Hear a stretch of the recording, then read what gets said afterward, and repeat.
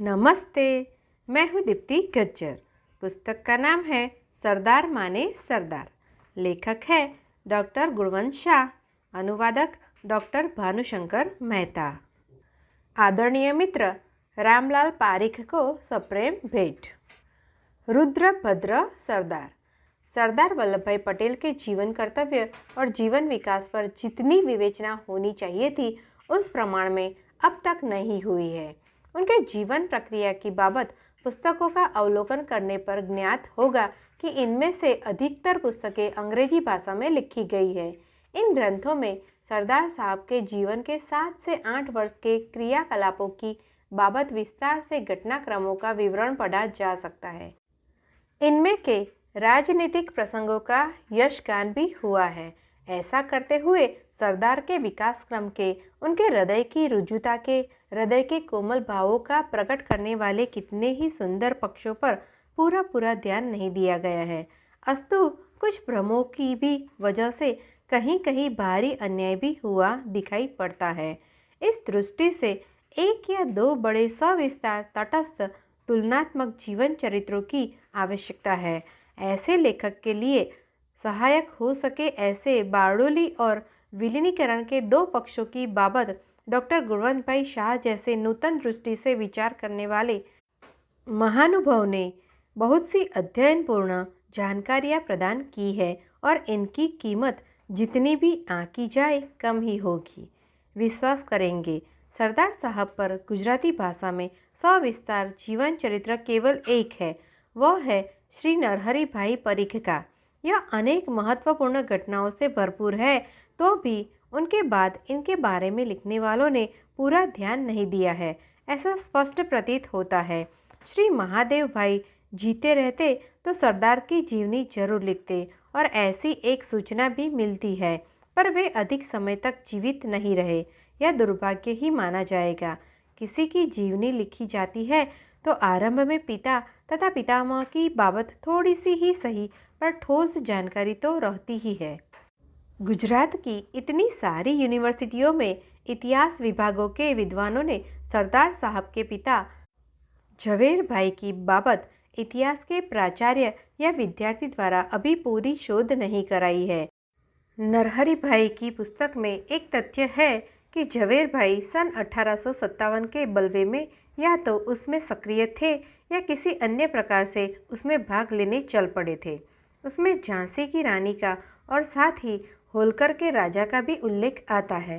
सन 1857 पर विगत 10-15 वर्षों में उस समय यहाँ रहते अंग्रेजों के इंग्लैंड में भेजे पत्र, नाना साहब द्वारा बोर्ड ऑफ डायरेक्टर्स को लिखे गए पत्र, ऐसी पुष्टि सामग्री इकट्ठी करके 3-4 अत्यंत महत्वपूर्ण ग्रंथ प्रकाशित हुए हैं। तो हम यहाँ पूर्व में स्थित होलकर राज्य के दस्तावेजों की शोध करें। जो महाराज शतरंज खेलते थे वहाँ झवेर भाई हाजिर रहते, वे उनके कैदी थे, फिर मेहमान बने, तो इस बाबत कोई भी जानकारी प्राप्त करने का अब तक कोई प्रयास नहीं हुआ है। यह बड़े दुख की बात है। यह भी देखे तो यह कुटुंब यहाँ कब आकर बसा, सरदार कब पैदा हुए, इनके बारे में भी हमें जानकारी नहीं है। ऐसी परिस्थिति हो और उसमें कोई विस्तृत जीवन कथा लिखने को तैयार होगा, ऐसी आशा करे तो वह बेकार ही होगी। ऐसी सामग्री इकट्ठा हो तब ऐसे भाषण, आलेख तथा मणिबहन द्वारा प्रकाशित किए गए अनेक अति महत्वपूर्ण पत्र बहुत काम आएंगे। यह निर्विवाद बात है। ऐसा अब जल्दी होगा, इसकी आशा कर सकते हैं और ऐसे कार्य में गुणवंत भाई सरदार के प्रति अपनी लगन और इतिहास के प्रति अपनी जलन लेकर एक महत्व का काम अपने सिर ले सकते हैं, ऐसी भी आशा रख सकते हैं। सरदार साहब के देश सेवा कार्य में बहुत कीमती अंश और उस अंग के संस्कारों के विकास के कारणों में पिता का भाग महत्वपूर्ण है। इनमें धार्मिक संस्कार शोध करने योग्य है। गांधी जी को उन्होंने गुरु माना, पर वैदिक युग से गुरु की व्याख्या जिस प्रकार बदलती रहती है, उसमें कुलाणव तंत्र में जिन 6 प्रकार के गुरुओं ने अदा की, 1857 से 1900 तक की पढ़ाई लिखाई में एक गुरु ने जो महामंत्र सिखाया कि अंदर अंदर पढ़ लो, उसका सार समझकर उपदेश ग्रहण कर आगे बढ़ने का जो गुण धर्म उनमें विकसित हुआ, उसे आत्मसात कर उन्होंने अपनी जन्मजात सूक्ष्म दृष्टि से कितना कुछ विकसित किया, इसका भी अध्ययन करना जरूरी है। इन जन्मजात गुणों में सरदार की सूक्ष्म दृष्टि की बाबत डॉक्टर गुणवंत भाई ने अच्छा विश्लेषण किया है। सामने खड़े आदमी को वेदक मनोदृष्टि से देखकर तत्काल उसकी पूरी कैफियत जान लेने की शक्ति, इस अद्भुत शक्ति द्वारा सामने खड़ा आदमी किस कारण उनके पास आया है, यह उनका पारखी मन पूछे इससे पहले वे उसका उत्तर दे देते थे। ऐसे अनेक प्रसंगों के हम साक्षी हैं। उनके ऐसे गुणों की बाबत विस्तृत विवेचन हो यह जरूरी है। दादा धर्माधिकारी ने उन्हें रुद्रभद्र की उपमा दी, वह सार्थक है।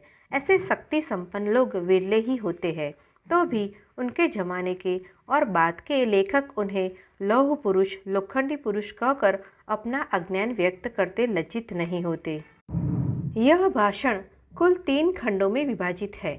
बारडोली सत्याग्रह की बाबत बमुश्किल 1 या 2 विस्तृत आलेख मिलते हैं, अस्तु यह एक उपयोगी खंड है।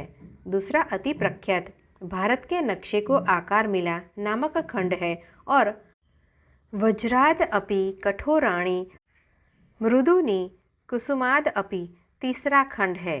इसमें सरोजिनी नायडू की लोहे की डिब्बी में सोने का गहना की उक्ति यथोचित पोएटिक काव्यमय नहीं है। नायडू बहन अंग्रेजी में किताब लिखती थी। उन्होंने संस्कृत का शब्दकोश पलटा होता तो वज्र शब्द के 7-8 अर्थ मिल जाते। वज्र माने लोहा तो नहीं होता। इंद्र के युग में तलवार नहीं थी, खड़ग या वज्र थे। वज्र के दूसरे अर्थ भी है, पर यह चर्चा यहाँ यथास्थान नहीं है। लोहे के बदले उन्होंने वज्र शब्द का प्रयोग किया होता तो अच्छा होता।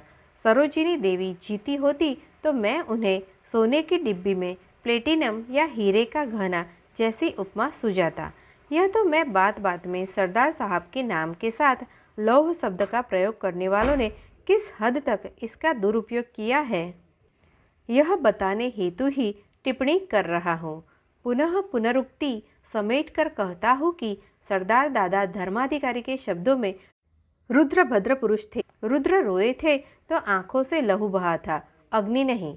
ऐसे भद्र पुरुष सरदार के सुकोमल हृदय का अनुभव बहुत कम लोगों को हुआ है। कारण यह कि वे हमेशा कार्य व्यस्त रहे, पर जिनको हुआ है वे कभी उनके संदर्भ में लौह पुरुष शब्द नहीं प्रयुक्त कर सकेंगे, नहीं सह सकेंगे। चरोतर में जिन 5-7 गांवों में उनकी प्रतिमा स्थापित हुई है, वह अज्ञानवश भारत के लौह पुरुष ऐसा चालू पद्धति के अनुसार उत्कीर्ण कर दिया गया है। यह ठीक नहीं है, पर अब हो भी क्या सकता है। अभी तो अच्छे भले लोग भी सरदार ईश्वर परायण थे ऐसा मानने को भी तैयार नहीं है। उनके सन्मित्र राजीव भाई, हरिहरि भाई और दादा धर्माधिकारी की गवाही है। सरदार ने अपनी जेल डायरी में नित्य सुबह जल्दी उठकर प्रार्थना करते थे, ऐसा अपनी निजी हस्तलिपि में लिखा है। फिर भी लोग शंका उठाते ही रहते हैं। ऐसी दैवी संपत्ति धारण करने वाले को इंदिरा जी ने वेस्टर्न कैपिटलिस्ट भी कहा। मृत्यु के बाद पूरे 300 रुपये भी न छोड़ जाने वाले को यह अंजलि ईर्ष्या दृष्टि किस हद तक हरे को पुईत बताती है। अफवाह उत्पादक वृत्ति वाली प्रजा को तो निंदा में रस मिलता ही है। निष्काम कर्म करने वाला कर्मयोगी अंतिम अवस्था में दूसरों से क्रिया कराता रहता है। इस कर्म क्रिया के सूक्ष्म भेद का निरूपण करने वाला ईश्वर में चिद या परा या ब्रह्म की ईश भक्ति जो भी नाम दे, वह अखंड श्रद्धा रखने वाला यह व्यक्तित्व कितना प्रबल था, इसकी प्रतीति कराने हेतु सरदार साहब द्वारा लिखे गए असंख्य पत्रों का तुलनात्मक अध्ययन उनका जीवन वृत्तांत लिखने में तथा ऐसे भाषण मार्गदर्शक सिद्ध होंगे, इसमें संदेह नहीं। उनका पत्र साहित्य बहुत विलंब से प्रकाशित हुआ। इसे प्रकट करने के लिए भी मणिबहन की निंदा हुई। उन्होंने राजकीय अपराध किया, यहाँ तक आरोप लगाए गए। ऐसी परिस्थिति में दूसरे किसी को समेटे बिना सरदार साहब का एक विस्तृत जीवन चरित्र गुणवंत भाई लिखे या लिखवाए, ऐसी विनम्र सूचना के साथ उनके इस सत्यम शिवम सुंदरम ऐसे 3 पंखों वाले प्रवचन का हम स्वागत करते हैं। वे इस दिशा में अध्ययन चालू रखें, नए सिरे से विचार करे और अपनी सूक्ष्म शैली से बहुमूल्य जानकारी प्रदान करे, ऐसी अपेक्षा रखे तो अन्यथा नहीं होगा। अभी हाल में श्री जयप्रकाश के जीवन विकास पर एक दमदार ग्रंथ प्रकट हुआ है। इसमें भी सरदार पर हुए अन्याय का निवारण करते लेख है। गुणवंत भाई ने इसका उपयोग किया ही है, पर अभी तो कितनी ही और सामग्री मिलती जाएगी।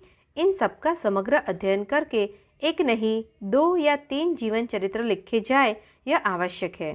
पुनः एक बार इस सुंदर कृति के लिए मैं उनका अभिनंदन करके विश्राम लेता हूँ। चंद्रवदन मेहता, 14 दिसंबर 1882।